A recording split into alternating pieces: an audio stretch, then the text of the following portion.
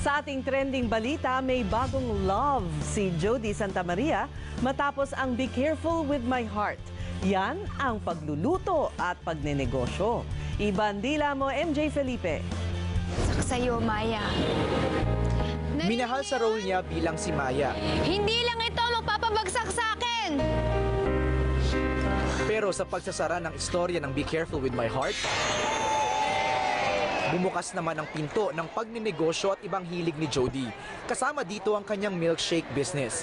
Masaya si Jody sa free time niya pagkatapos ng 2 taong pagtakbo sa ere ng Be Careful. Ngayon kasi talagang pinaan in December pa, nag-enroll ako sa isang cooking school. Magta-travel kami na magta-travel ni 30. So it's really, yung mga time lost at home, talagang babawiin ko talaga.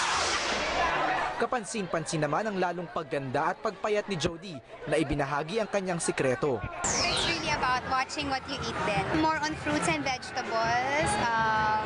Limited na lang ang ating beef, more on fish and chicken, and nagtanggal na rin ako ng pork.